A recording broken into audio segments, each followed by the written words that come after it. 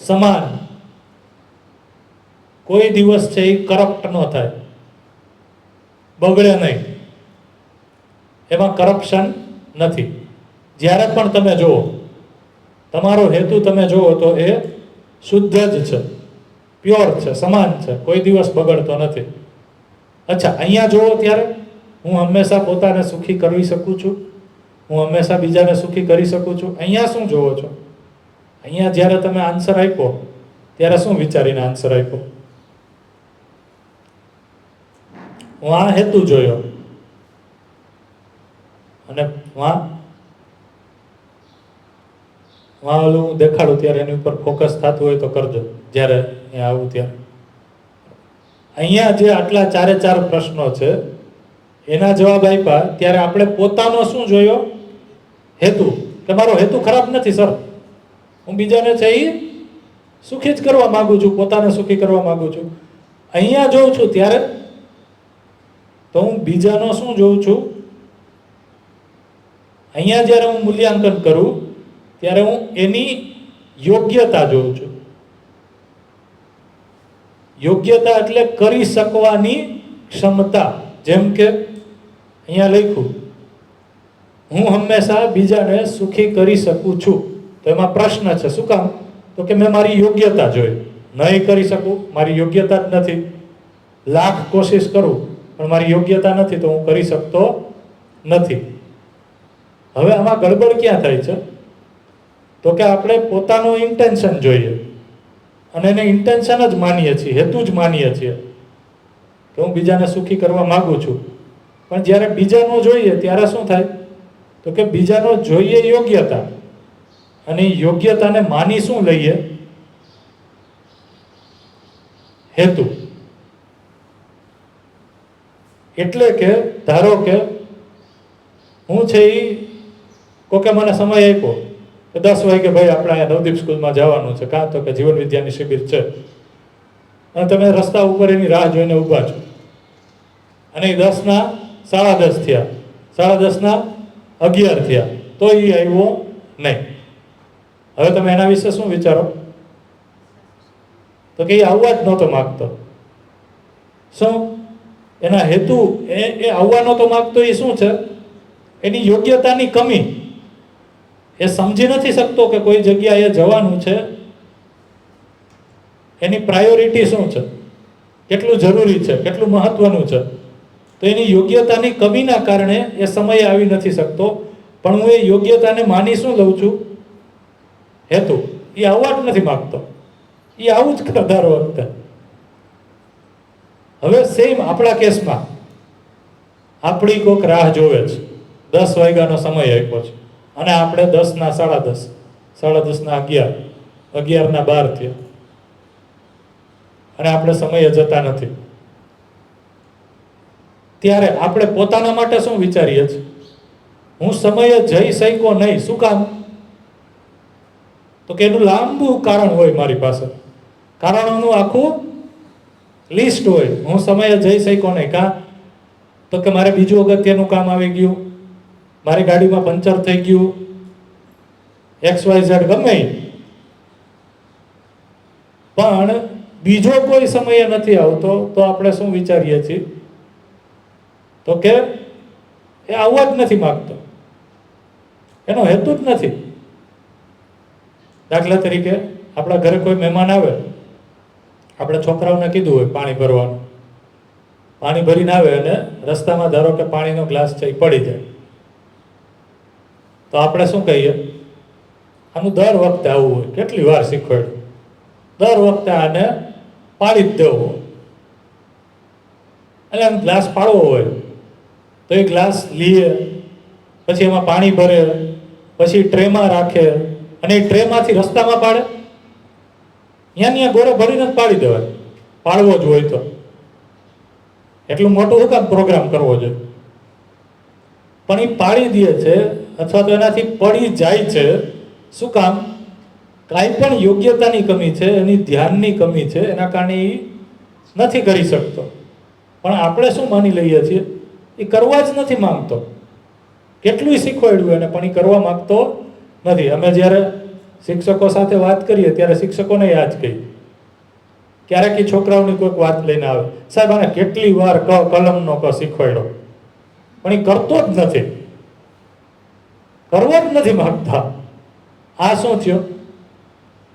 જ્યારે આપણે કોઈના વિશે એમ કહીએ એ કરવા માંગતો નથી, એટલે શું કર્યું?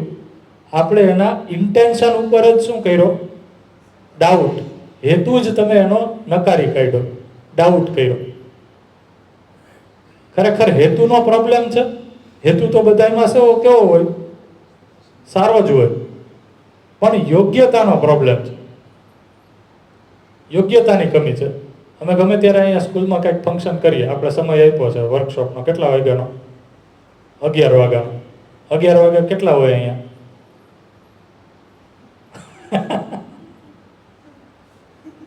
તો 11 વાગે ન હોય તો અમે છે એ શું કરીએ? અમે છે એ નિરંતર સ્નેહપૂર્વક, વિશ્વાસપૂર્વક દર વખતે છે એ સૂચના મૂકતા રહીએ, પ્રસ્તાવ આપતા રહીએ કે ભાઈ સમયે આવો, સમયે આવો. સમયે નથી આવી શકતા એનો અર્થ શું?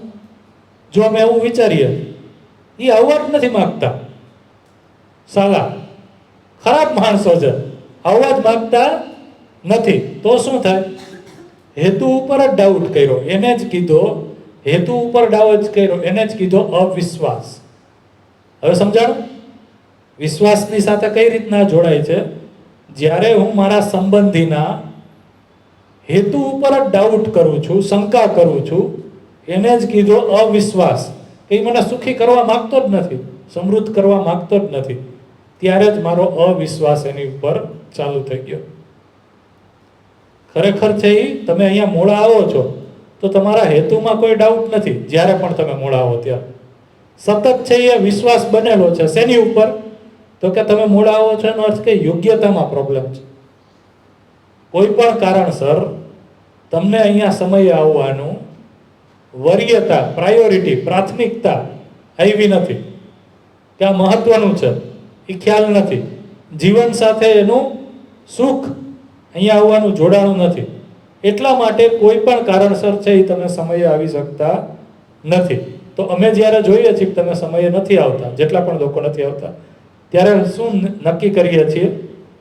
હેતુમાં પ્રોબ્લેમ છે કે યોગ્યતામાં પ્રોબ્લેમ છે? શેમાં પ્રોબ્લેમ છે? યોગ્યતામાં. તો યોગ્યતામાં પ્રોબ્લેમ હોય તો શેની ઉપર કામ કરવું પડે? યોગ્યતા ઉપર કામ કરવું પડે. ઇન્ટેન્શન ઉપર ડાઉટ કરવાથી, હેતુ ઉપર શંકા કરવાથી યોગ્યતા છે એ પૂરી થતી નથી. એટલા માટે શું કરીએ છીએ? વાતચીત કરીએ છીએ. શું કામ આવવું જોઈએ સમય? સમયનું શું કિંમત છે? શું મહત્વ છે? શું વાત કરીએ છીએ આપણા? જેથી કરીને તમારી એ સ્થિતિ બને, એ યોગ્યતા બને, તો આપોઆપ છે એ જે કામ કરવાનું છે એ કરવા માટે વિશ્વાસ બનશે.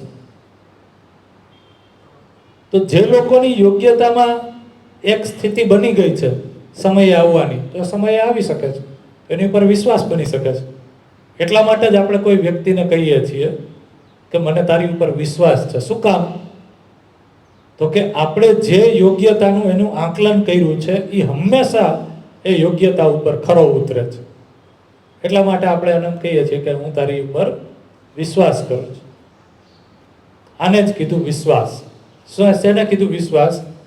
તો કે જ્યારે હું બીજાને જોઉં ત્યારે હંમેશા એના ઇન્ટેન્શન ઉપર ડાઉટ હોવાના બદલે એની યોગ્યતા ઉપર ધ્યાન રહે છે.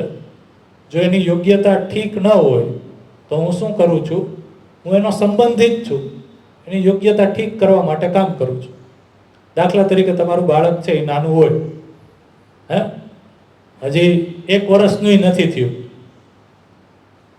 બરોબર? તો એની પથારી ભીની કરી દે છે સુતા સુતા, તો આપણે શું વિચારીએ? એવું વિચારીએ છીએ કે આ તો આ મને હેરાન કરવા માટે જ જન્મો છે, મારા દરરોજ ઉઠીને હું કાંઈ આના મેલા ભીના છે એ સાફ કર્યા રાખવા? આ જાણી જોઈને છે એ પથારી ભીની કરે છે. જો આપણે એવું વિચારીએ એનો અર્થ શું થયો? મેં એના હેતુ ઉપર જ શંકા કરી. પણ એવું આપણે વિચારતા નથી. આપણે શું વિચારીએ છીએ? એની યોગ્યતા નથી, હજી એનું શરીર એ સક્ષમ નથી થયું કે પોતાના શરીરના મળમૂત્રને ધ્યાનથી જોઈએ, ત્યાગ કરે.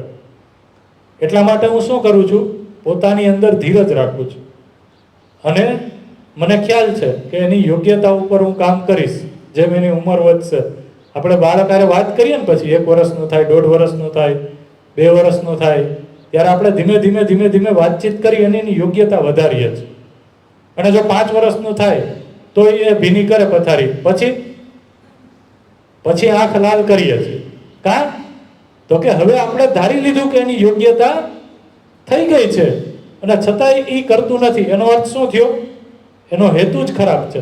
ખરેખર ત્યારે હેતુનો પ્રશ્ન નથી, ખરેખર ત્યારે પણ હેતુનો પ્રશ્ન નથી. ત્યારે એ કરે છે કારણ કે હજી એની યોગ્યતા, પણ તમે એવું માની લીધું છે કે શરીર મોટું થઈ ગયું એટલે સમજણ આવી ગઈ છે, એ યોગ્ય થઈ ગયો છે, એટલે હવે એનાથી ભૂલ થવી જોઈએ નહીં.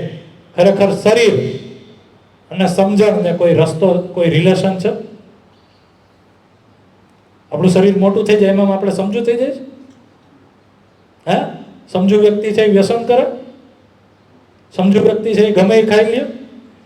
સમજુ વ્યક્તિ છે એ ગમે ત્યારે ઉઠે બેસે, ગમે એની હારે ઉઠે બેસે, ગમે એ બોલે, અપશબ્દો બોલે, દારૂ પીવે, પોતાના સગાની ઉપર હાથ ઉતાળે? તો સમજને અને ઉંમરને કોઈ સંબંધ નથી. એટલે સમજણ છે એ સમજણ ઉપર કામ કરવા. તો આપણે એવું માની લઈએ છીએ કે હવે મારું સંતાન મોટું થઈ ગયું એટલે એ યોગ્ય થઈ ગયું છે, એટલા માટે એ ભૂલ નહીં કરે, અને એ ભૂલ કરે છે તો આપણે એના હેતુ ઉપર ડાઉટ કરીએ છીએ. ખરેખર હેતુ ઉપર ડાઉટ નથી કરવાનો, આપણે પોતાએ જોવાનું છે કે હજી યોગ્યતામાં કંઈક બાકી રહી ગયું છે, ત્યાં હું કામ કરું. પણ એ ક્યારે કરી શકીશ? જો એની ઉપર વિશ્વાસ હશે તો. જો વિશ્વાસ નહીં હોય, એનો અર્થ હું સંબંધ નહીં જોઈ શકું, તો હું હેતુ ઉપર જ ડાઉટ કરીશ.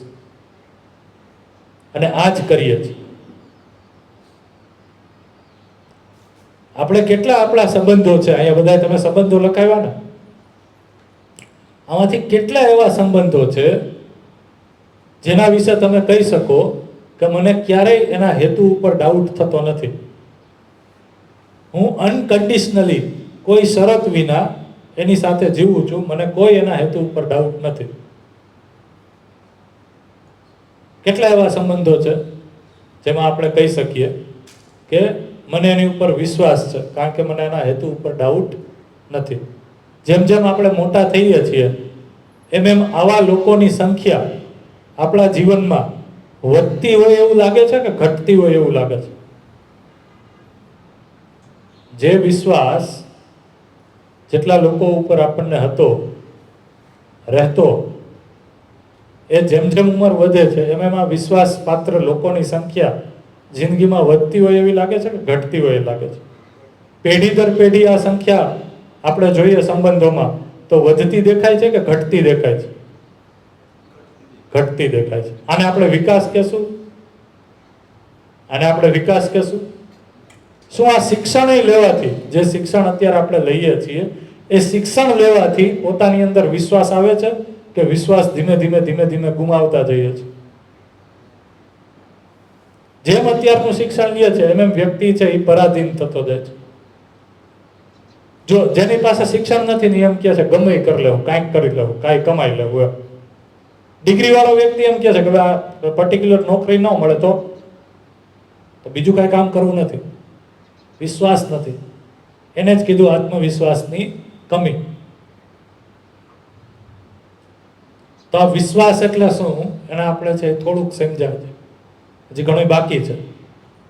જો વિશ્વાસ હશે તો સામેવાળાની યોગ્યતામાં કંઈક ખામી હશે તો એ ખામી કઈ રીતના હું પૂરી કરી શકું એના માટે હું તત્પર થઈશ. જેવું એ નાના બાળકમાં હતું ત્યારે, નાના બાળકને જોતા ત્યારે એ હતું કાંઈ વાંધો નહીં, યોગ્ય નથી, યોગ્ય બની જશે. પણ જેવું એ 5-6 વર્ષનું થાય એવું તો આપણે એવું માની લઈએ છીએ કે હવે યોગ્યતા થઈ ગઈ છે, હવે તો એને એટલું સમજવું જ જોઈએ. પણ ખરેખર સમજતું નથી એનો અર્થ યોગ્યતા નથી, એ કન્ક્લુડ કરવું જોઈએ. અને જો હું એનો વાલી છું, હું એનો સંબંધી છું, હું એનો પતિ છું, પત્ની છું, ભાઈ છું, બહેન છું, જે પણ સંબંધ છું, એ સંબંધ છે તો મારી ફરજ છે કે એ યોગ્યતાનું રોપણ હું કરું. નહીતર સંબંધ શું? જો દોષારોપણ જ કરવાનું હોય પરસ્પરતામાં, તમારામાં તો આ ખામી છે તમારામાં તો આ નથી, તો એ સંબંધ છે? એ સંબંધ જ નથી. એટલા માટે આપણે સંબંધ એટલે શું એ સમજ્યા નથી. એટલા માટે આપણે પતિ પત્ની સંબંધ નથી સમજ્યા, ભાઈ બહેન સંબંધ નથી સમજ્યા, અને ગુરુ શિષ્ય સંબંધ નથી શીખ્યા. એટલા માટે જ છે એ ગુરુ શિષ્ય સંબંધનું વેપારીકરણ થઈ ગયું છે. બધા જ સંબંધનું વેપારીકરણ થઈ જશે. શહેરોમાં માતા પિતાની જગ્યાએ છે એ નોકરાણીએ સ્થાન લીધું છે કે નહીં? છોકરાઓનું ધ્યાન કોણ રાખે છે? આયા છે કે નહીં? હરેક સંબંધનું વેપારીકરણ થઈ જશે જો આપણે સંબંધને સમજશું નહીં.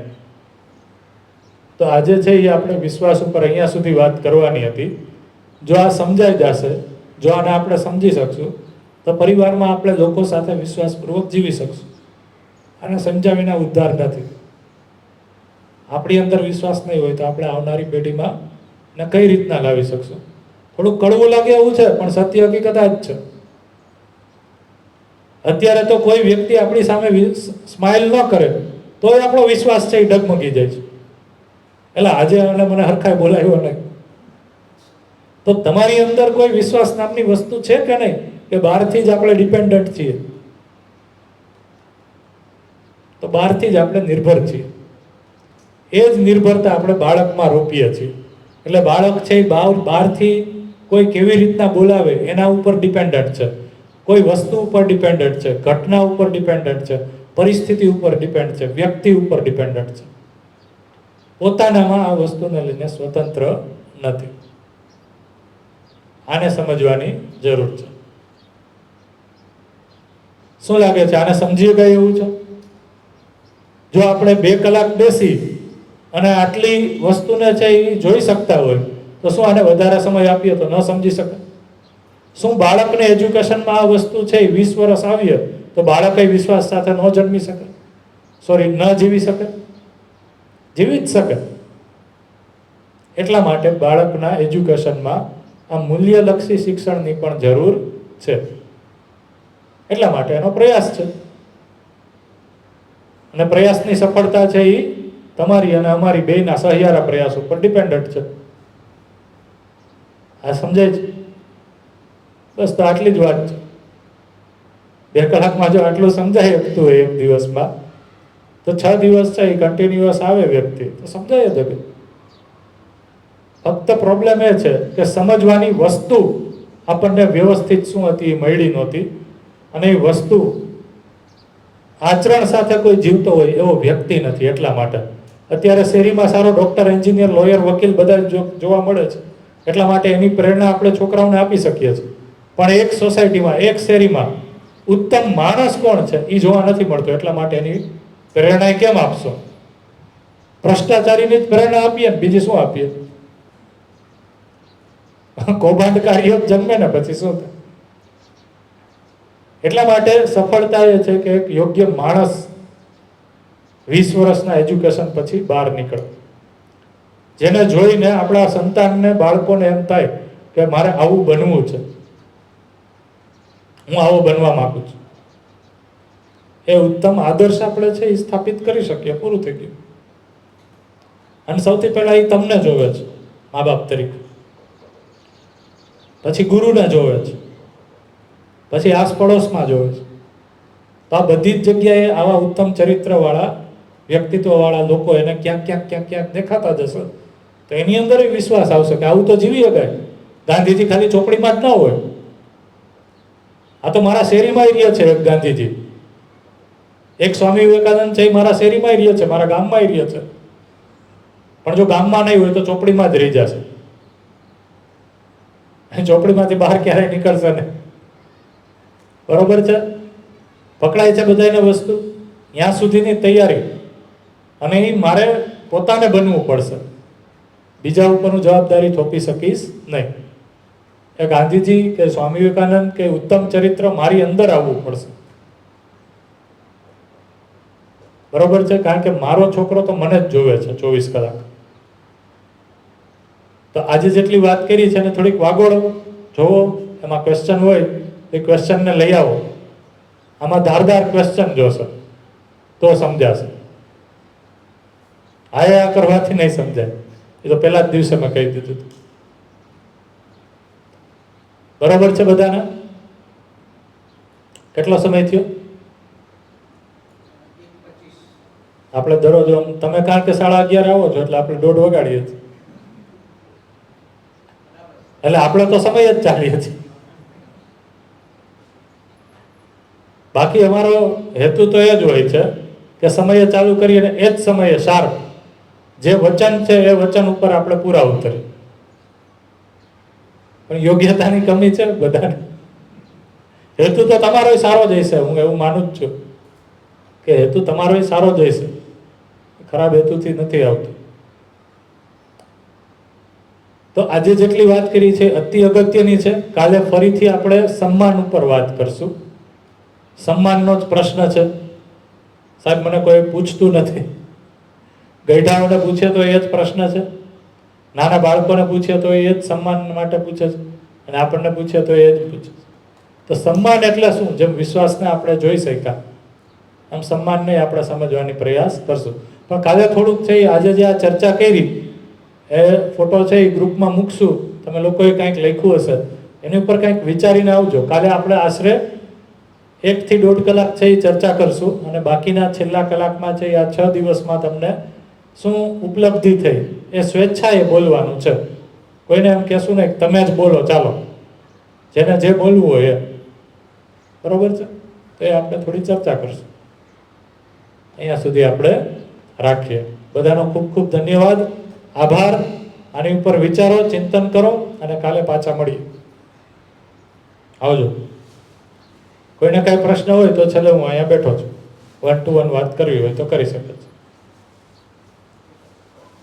ઘણા હું જાહેરમાં ન વાત કરી શકતા હોય તો એકલા. હા, સ્ટોપ.